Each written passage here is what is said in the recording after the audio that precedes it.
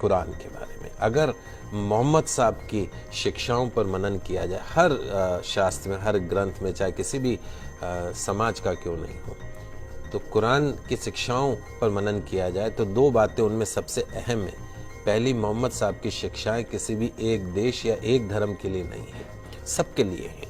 और दूसरी जो उनकी शिक्षाएं हैं, आज से 1500 साल पहले जितनी वो प्रासंगिक थी, आज भी उतनी ही प्रासंगिक है। जीवन का कोई पहलू ऐसा नहीं जिसे बेहतर बनाने, अच्छाई को स्वीकार करने के लिए मोहम्मद साहब ने कोई संदेश न दिया हो कुरान में। उनकी बातें इंसानों को सच की राह दिखाती है। अर्थशास्त्र भले ही ब्याज को मूलधन का किराया, शुल्क या कुछ और माने, लेकिन एक इस्लाम धर्म ऐसा है जिसमें ब्याज को ममनू माना गया, अनुचित माना गया है ब्याज को। इस्लाम के मुताबिक ब्याज एक ऐसी व्यवस्था है जो अमीर को और अमीर बनाती है और गरीब को और गरीब बनाती है। 10% पे लोग ब्याज पे पैसा लेते हैं, शोषण का एक जरिया है।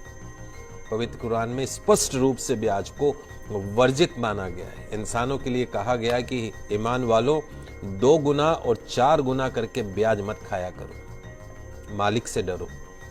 ब्याज खाने से बरकत खत्म हो जाती है, ब्याज की कमाई से बरकत खत्म होती है।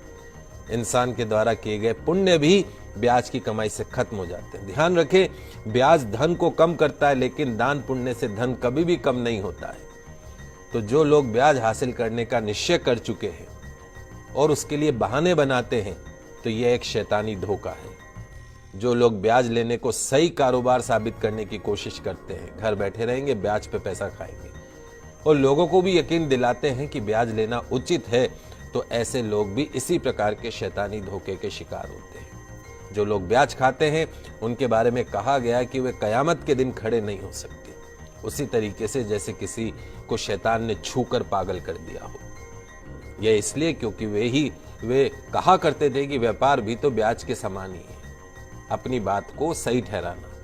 कुरान में व्यापार को वैध माना गया, लेकिन ब्याज को पूरी तरीके से अवैध। कुरान में संदेश दिया गया है कि जो लोग इस हिदायत के बाद ब्याज लेना बंद कर देंगे, उनका जो मामला है वो हुजूर को सुपुर्द है।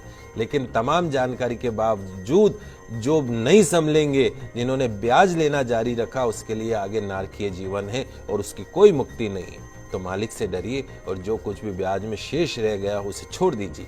यदि तुम सच्चे दिल से ईमान रखते हो, न तुम खुद पे जुल्म करो, न तुम दूसरों के ऊपर जुल्म करो। अगर तुम्हारे पास बहुत ज्यादा धन है तो जरूरतमंद लोगों को कर्ज दो, उन्हें वापसी के लिए इतना समय दो कि कर्जदार इंसान उसे आसानी से वापस लौटा सके। किसी वास्तविक और